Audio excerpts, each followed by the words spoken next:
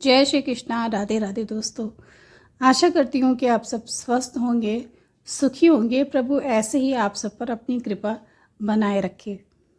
दोस्तों, आप सब पूजा पाठ ज़रूर करते होंगे, नाम जप करते होंगे और ज़रूर ही आपके घर में लड्डू गोपाल का एक प्यारा सा सुंदर सा श्री विग्रह होगा। लेकिन क्या आपको ये पता है कि भक्ति जो होती है वो किस तरह से की जाती है? भक्ति को गुप्त रखा जाता है या फिर भक्ति के बारे में हमारी जो भक्ति है, हमारी जो सेवा है, जितना हम नाम जप करते हैं या फिर हमारे जो लड्डू गोपाल है या फिर जो हमारी श्री जी हैं, हमारी श्री कृष्ण भगवान है, वो हमारे साथ जो भी लीलाएं करते हैं उन्हें क्या हमें सबको बताना चाहिए? दोस्तों, वर्तमान समय में सोशल मीडिया की वजह से कोई भी ऐसी बात होती है जिसको अगर लोग सोशल मीडिया पर डाल देते हैं तो उस पर हज़ारों लाखों देखने वाले आते हैं, बहुत सारे व्यूज़ आते हैं, जिसकी वजह से वो जो तथ्य होता है, वो जो वीडियो होता है, वो ज़रूर ही वायरल हो जाता है। और जो हमारे लड्डू गोपाल होते हैं, ये तो मतलब संसार में बहुत सारे ऐसे लोग हैं जो लड्डू गोपाल की सेवा करते हैं और जिनके बारे में जानना सबके मन में जिज्ञासा होती है। सभी भक्त चाहते हैं कि बाल गोपाल की ज़्यादा से ज़्यादा वीडियोस देखें और उनकी लीलाओं का आस्वादन करें। लेकिन दोस्तों, जो पुराने संत होते हैं, जो असली संत होते हैं, जिन्होंने भगवत प्राप्ति की है और जिन्होंने भगवान का अनुभव किया है, गोपाल जी का अनुभव किया है, उनका कथन ऐसा होता है कि हम अपनी भक्ति को जितना भी ज़्यादा प्रचलित करते हैं, विभिन्न लोगों से बताते हैं, उतनी ही हमारी भक्ति जो है उसके पर बहुत ज़्यादा प्रभाव पड़ता है। ये प्रभाव अच्छा होता है या फिर बुरा होता है, इस चीज़ को सोचकर हर भक्त का मन जो है वो बहुत ज़्यादा डरा हुआ रहता है। बहुत सारी ऐसी भक्त माताएं हुई हैं हमारे भारतवर्ष में, बहुत सारे ऐसे संत हुए हैं जिनके साथ प्रभु ने लीलाएं की हैं, जिनके साथ प्रभु खेले कूदे हैं, उनके साथ खाए पिए हैं। अपने भक्तों के लिए तो आपको पता है भगवान श्री कृष्ण पूरी तरह से न्यौछावर रहते हैं। तो जो भगवान श्री कृष्ण के भक्त होते हैं, लड्डू गोपाल के भक्त होते हैं, उन सब का बहुत सारा ऐसा अनुभव होता है जिसे अगर एक सामान्य व्यक्ति सुने तो उसे विश्वास नहीं होगा, वो ज़रूर ही उस भक्त को आडंबरी कहेगा। ये अगर हम लीला सबको बताते हैं तो वो जो लीला होती है ना, उसको सामान्य लोग नाटक कहेंगे, दिखावा कहेंगे।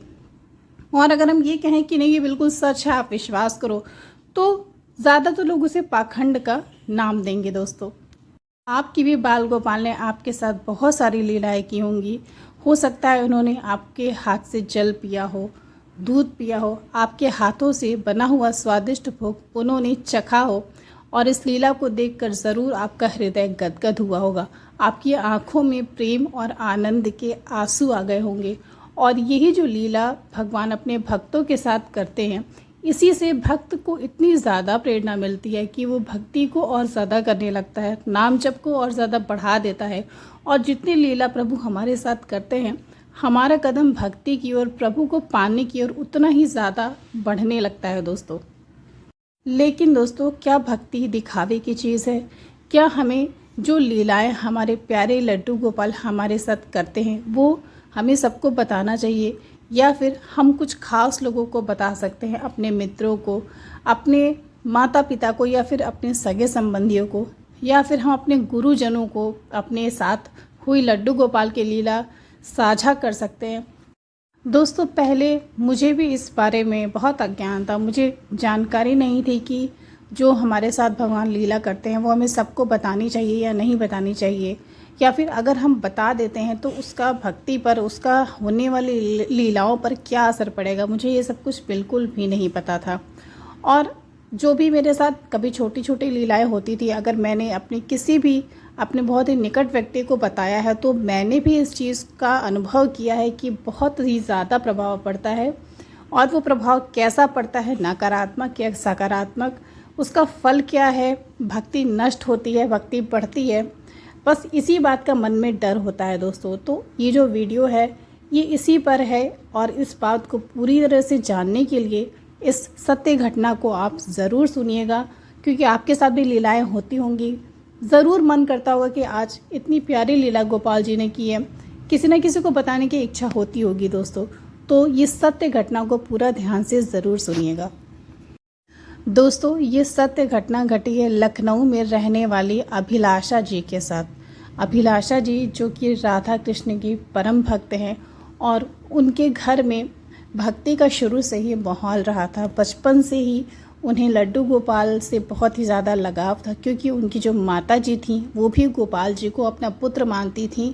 अभिलाषा का कोई भाई नहीं था, इसलिए उनकी जो माँ थी लड्डू गोपाल को अपना बेटा मानकर उनकी सेवा करती थी। और इसी भाव से अभिलाषा बचपन से ही लड्डू गोपाल को अपना भाई मानती थी। जब उसने लड्डू गोपाल को अपना भाई नहीं माना था, तो जब उसे रक्षाबंधन के दिन वो सबको देखती थी राखी बांधते हुए, तो उसके मन में बहुत ही ज़्यादा दुख होता था, पीड़ा होती थी कि प्रभु ने मुझे एक भाई क्यों नहीं दिया। वो हमेशा भगवान श्री कृष्ण से एक भाई मांगती थी। दोस्तों, अभिलाषा के साथ एक दिन एक बड़ी ही अजीब सी घटना घटी। वो बताती कि जब मैं छोटी थी, मेरी माँ लड्डू गोपाल की सेवा कर रही थी। मैंने अपनी माँ से पूछा कि माँ, तुम कहती हो कि लड्डू गोपाल सब कुछ देते हैं, हमारे पास सब कुछ तो है लेकिन एक भाई नहीं है, तुम लड्डू गोपाल से भाई क्यों नहीं मांगती? मुझे सबकी तरह एक प्यारा छोटा सा भाई चाहिए। अभिलाषा की माँ ये बात सुनकर, उसका ये प्रश्न सुन के बहुत ही ज़्यादा भावुक हो गई। एक नन्ही सी बच्ची, उसके मन में कैसे प्रश्न होते हैं, कैसी भावना होती है। अपनी नन्ही सी बच्ची का ये सवाल और ये गुहार सुनकर उसकी जो माँ थी वो बहुत ही ज़्यादा भावुक हो गई, उनकी आंखों में आंसू आ गया। अब कुछ भी उनके हाथ में तो था नहीं, क्या होगा या क्या नहीं हो ये तो भाग्य पर होता है। लेकिन अभिलाषा बताती कि उस दिन मेरी माँ ने मुझे एक बहुत ही अजीब तरह सी बात समझाई। उन्होंने बोला कि बेटा, लड्डू गोपाल को ही अपना भाई मान लो, क्योंकि ये रिश्तों को बहुत ही अच्छे से निभाते हैं। लड्डू गोपाल को अगर तुमने भाई माना तो ऐसा भाई तुम्हें कहीं भी इस पूरे संसार में नहीं मिलेगा। आज से यही तुम्हारे भाई हैं। अब कभी भी ये मत कहना कि लड्डू गोपाल ने तुम्हें भाई नहीं दिया। बच्चे नादान होते हैं, किसी भी बात को मान लेते हैं और बहुत ही आसानी से समझ लेते हैं। अभिलाषा ने उसी दिन मान लिया कि लड्डू गोपाल मेरे भाई हैं, और अब उसके मन में ये बात कभी भी नहीं आती थी कि मेरा कोई भी भाई नहीं है। भाई मानकर ही वो लड्डू गोपाल की सेवा करती, उनके साथ दिन रात खेलती रहती। अभिलाषा धीरे धीरे बड़ी होने लगी, उसकी पढ़ाई लिखाई पूरी हुई और वो समय आया जब उसका विवाह उसकी माँ, उसके पिताजी ने तय कर दिया। अभिलाषा का विवाह लखनऊ में ही एक बहुत ही अच्छे परिवार में हो गया। वो अपने ससुराल चली गई, लेकिन वहाँ पर लड्डू गोपाल की सेवा नहीं थी ना। तो अभिलाषा बताती है कि विवाह के 6 महीने के बाद ही उसके जीवन में एक ऐसा दुख आया जिसे सहन करना बहुत ही ज़्यादा मुश्किल था। अभिलाषा की माँ की तबीयत अचानक से खराब हुई और बहुत ही कम आयु में उनका देहांत हो गया। वो संसार छोड़कर चली गई। अब उनकी जो लड्डू गोपाल थे वो घर पे अकेले थे। वैसे भी अभिलाषा को बाल गोपाल की बहुत आवश्यकता थी, क्योंकि वो उन्हें भाई मानती थी। माँ के नहीं रहने के बाद अभिलाषा जो है वो अपने घर से लड्डू गोपाल को अपने ससुराल में लेकर आती है और उनकी सेवा में लग जाती है। अभी विवाह के 6 महीने ही बीते थे और घर में कोई भी इस चीज़ को अपनाता नहीं है। एक भाई का रिश्ता, दूसरा माँ के ना होने की वजह से अब लड्डू गोपाल से लगाव और भी ज़्यादा हो गया था, क्योंकि माँ की वो एकमात्र उसके पास निशानी थी। जीवन में बहुत ज़्यादा दुख आने लगा, माँ की याद, और ससुराल में सब कुछ नया नया, उसे सामंजस्य बैठाने में बहुत ही ज़्यादा कठिनाई हो रही थी। उसकी जो सास थी वो धार्मिक प्रवृत्ति की नहीं थी, लेकिन फिर भी वो किसी तरह से सामंजस्य बैठाकर लड्डू गोपाल की सेवा करती रही। उसके लड्डू गोपाल वैसे ही उसे अपनी बहन की तरह प्रेम करते थे। हाँ, रक्षाबंधन जब आया तो अभिलाषा ने उन्हें राखी बांधी, और अभिलाषा ये बात बताती है कि मेरे जो लड्डू गोपाल थे, पता नहीं कैसे रक्षाबंधन पे मैं जब भी उन्हें राखी बांधती थी तो वो मुझे वही उपहार देते थे जो मुझे पसंद आता था। मेरे रूम में मुझे वो उपहार अपने आप ही रखा मिलता था, और ऐसा हर वर्ष होता था। इस बार भी अभिलाषा ने जब राखी बांधी तो उसके साथ कुछ ऐसा ही हुआ। अभिलाषा बहुत ज़्यादा प्रसन्न थी। उसकी माँ की मृत्यु के बाद रक्षाबंधन के दिन अभिलाषा बहुत दिनों के बाद खुश हुई, क्योंकि लड्डू गोपाल ने उसके साथ फिर से वही प्यारी सी लीला की जो हर राखी पर वो अपनी बहन अभिलाषा के साथ करते आए थे। अभिलाषा बहुत प्रसन्न थी और उसने वो उपहार घर में सबको दिखाया। अचानक से उसकी सास, जो कि बहुत ही मुखर स्वभाव की थी, वो कुछ भी पूछ लेती थी अभिलाषा से, उन्होंने पूछा कि जब तुम्हारा कोई भाई ही नहीं तो फिर ये उपहार तुम्हें किसने दिया। अभिलाषा का चेहरा उतर गया ये सुनकर कि तुम्हारा कोई भाई नहीं है, क्योंकि इस बात को वो भूल चुकी थी। और दूसरी बात ये कि अखंड कोटि ब्रह्मांड नायक उसके भाई थे। मानने से ही भगवान श्री कृष्ण जो हैं भक्त से वो संबंध जोड़ लेते हैं, और वही अभिलाषा के साथ हुआ था। अब ये बात उसे सुनना बिल्कुल भी अच्छा नहीं लगता था कि तुम्हारा कोई भाई नहीं है। उसकी आंखों में उस समय आंसू भर गए और वो अपनी आंसुओं को रोक नहीं पाई। झरझर आंखें बहने लगी उसकी सास के सामने ही, लेकिन वो बिल्कुल करुणाहीन थी। उनके मन में किसी के लिए भी भावना या करुणा नहीं थी। अभिलाषा ये बात सुनकर रोती रही और उसकी सास चुपचाप बैठकर देखी रही। उन्होंने उसे सांत्वना भी नहीं दी, चुप भी नहीं कराया। वो अपने लड्डू गोपाल को अपने गोद में लेकर स्नेह करने लगी। तभी उसकी सास ने बोला कि गोद में लेकर उसे ऐसा स्नेह कर रही हो जैसे वो तुम्हारी संतान हो या फिर वही तुम्हारे भाई हो। तभी अभिलाषा के मुंह से अचानक स्वतः ही निकल गया, हाँ ये ही तो है मेरे भाई। इनके होते हुए मुझे किसी भी भाई की आवश्यकता नहीं है। अब इसी बात को लेकर अभिलाषा की जो सास थी वो उससे तर्क वितर्क करने लगी। आखिर में अभिलाषा को ये बात उन्हें बतानी ही पड़ी कि हर वर्ष वो लड्डू गोपाल को ही राखी बांधती है और लड्डू गोपाल हर वर्ष रक्षाबंधन के दिन उसे एक प्यारा सा उपहार देते हैं। ये बात जैसे ही अभिलाषा ने बोली उसकी सास और ज़्यादा क्रोधित हो गई और हंसने लगी। उन्होंने उसे बोला कि मूर्ख बनाने के लिए तुझे इस पूरे संसार में मैं ही मिली हूँ।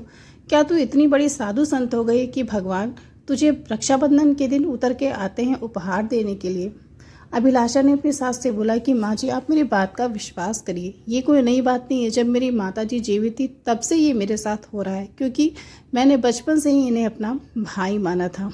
ये बात सुनकर अभिलाषा की सास मुंह बनाने लगी और उसे बोला कि ये सब फालतू की बात, आडंबर वाली बातें मुझे बताकर बहलाने की कोई ज़रूरत नहीं। मुझे पता है कि एक मूर्ति या फिर भगवान कभी भी भाई, बेटा या पिता नहीं हो सकते।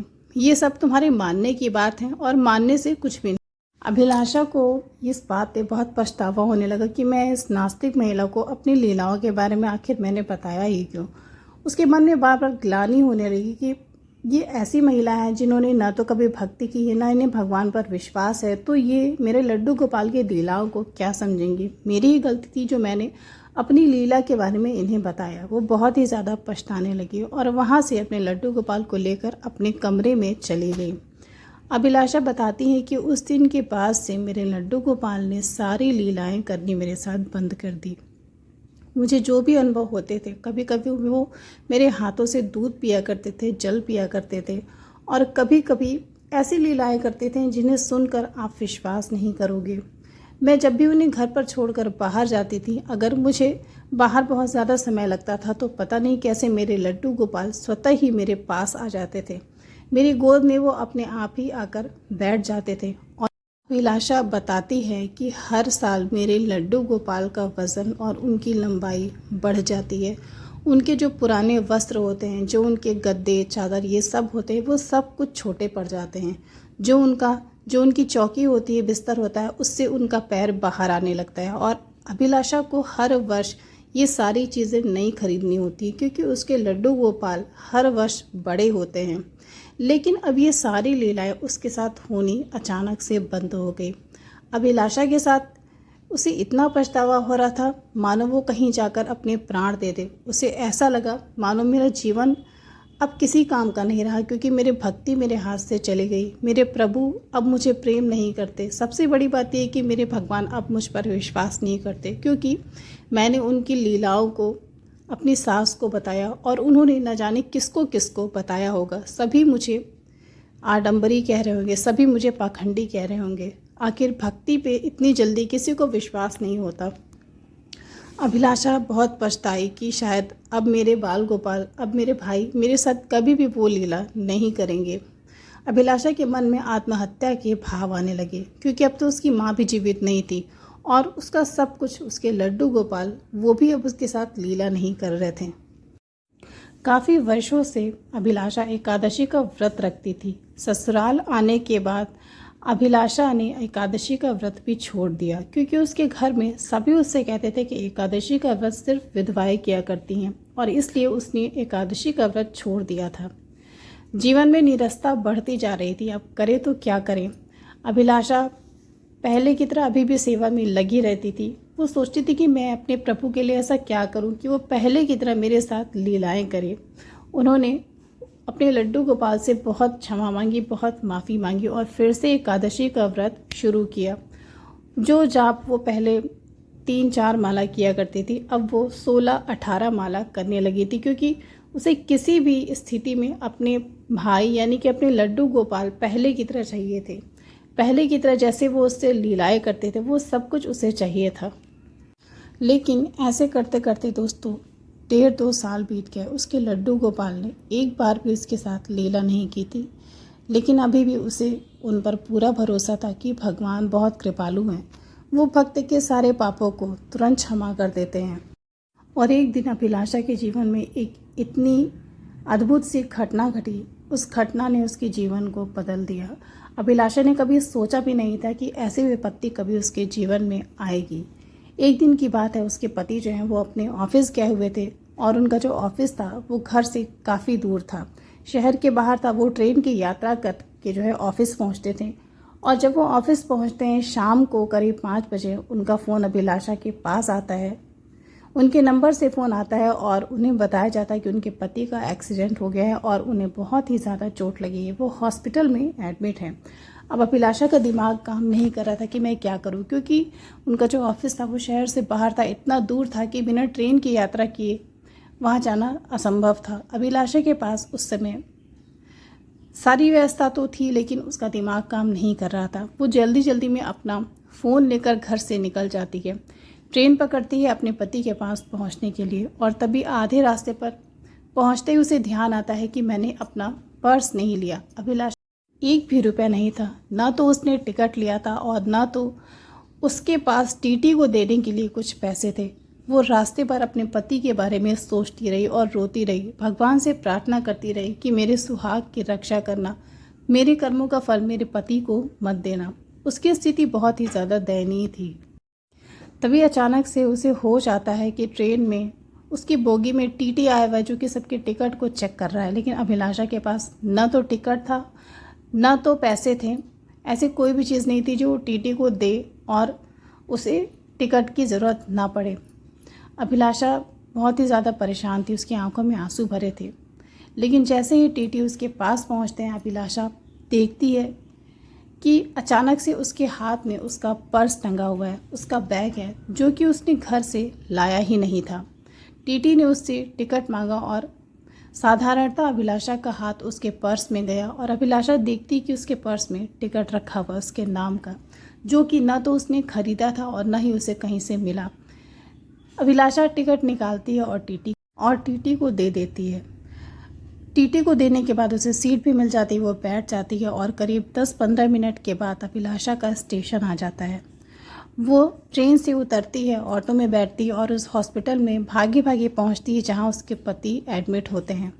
और देखती है कि उसके पति को चोट तो लगी है, लेकिन उनकी स्थिति अब गंभीर नहीं है, वो पहले से काफ़ी ठीक हैं। डॉक्टर से बात होती है और वो बोलते हैं कि 1 से 2 दिन के अंदर उसके पति पूरी तरह से ठीक हो जाएंगे। अभिलाषा अपने पति के पास बैठ जाती है, उनके हाथों को सहलाते हुए। लेकिन उसका दिमाग तो वहीं रहता है कि मैंने तो पर्स लिया ही नहीं था, फिर मेरे पास पर्स और टिकट कैसे आया। तभी उसका ध्यान उसके लड्डू गोपाल की तरफ जाता है कि ये लीला तो सिर्फ वही कर सकते हैं, असंभव को संभव तो सिर्फ भगवान श्री कृष्ण ही कर सकते हैं। और ऐसी लीला वो अक्सर अपने भक्तों की रक्षा के लिए करते रहते हैं। अभिलाषा का विश्वास इस बात से उठ चुका था कि उसके बाल गोपाल अब उसके साथ लीला नहीं करते। ये बात सत्य है कि वो लीला बंद कर चुके थे, नहीं करते थे, लेकिन इसका ये मतलब नहीं था कि वे अपने भक्त की रक्षा करना कभी भी छोड़ देते हैं। जो हमारी गलतियाँ होती हैं उसके लिए प्रभु हमें ज़रूर सबक सिखाते हैं, लेकिन वो हर एक क्षण अपने भक्त की रक्षा के लिए उसके पीछे पीछे चलते रहते हैं। और ये बात उस दिन अभिलाषा को फिर से महसूस हुई। उसने लड्डू गोपाल को बहुत बहुत धन्यवाद दिया ये सारी लीला करने के लिए, और इसीलिए वो जल्दी से जल्दी अपने पति के पास पहुंच पाई। तो दोस्तों, ये इस सत्य घटना को सुनने के बाद मैं बहुत ज़्यादा भावुक हो गई थी कि सच में भगवान कितने कृपालु हैं। अपने भक्त को एक भी क्षण विपत्ति में नहीं छोड़ सकते, लेकिन हमारा विश्वास, हमारे अंदर जो स्थिरता होती है वो कितनी कच्ची है। हम हमेशा अपनी छोटी छोटी लीलाओं को सबके साथ शेयर करते हैं। दोस्तों, हमें शेयर तो करना चाहिए, लेकिन सिर्फ उनके साथ जो भक्त होते हैं, जो लीला पर विश्वास करते हैं। ऐसे लोगों के साथ बिल्कुल नहीं जो लीला को झूठ बोलते हैं, नाटक बोलते हैं या आडंबर बोलते हैं। आपके साथ भी लीलाएं होती होंगी और मन में ज़रूर ये उत्सुकता होती होगी कि मैं इस लीला को जल्दी से अपने किसी मित्र को या अपने माता पिता को बताऊं। ये करने से पहले इस बात को ज़रूर सोचिएगा कि आप जिसको बताने जा रहे हैं उसे भगवान पर विश्वास भी है या नहीं। अगर वो नास्तिक है तो शायद आपको पाप लगेगा, लेकिन अगर उसकी निष्ठा है प्रभु में, अगर वो लीला पर विश्वास करता है तो आप उसे बता सकते हैं। दोस्तों, ये भी बात बिल्कुल सत्य है, 100% सत्य है कि भक्ति की लीलाओं को, प्रभु की कृपा को हम जितना ही ज़्यादा गोपनीय रखें, जितना ही ज़्यादा अपने मन में समा के रखें, किसी को ना बताइए, लीला निरंतर उतनी ही ज़्यादा बढ़ती जाती है और भक्ति भी बढ़ती जाती है। तो दोस्तों, आशा करती हूँ कि ये सत्य घटना अभिलाषा जी की आपको बहुत ही ज़्यादा पसंद आई होगी, अच्छी लगी होगी। कल फिर मिलती हूँ एक नई सत्य लीला कथा के साथ। जय श्री राधे।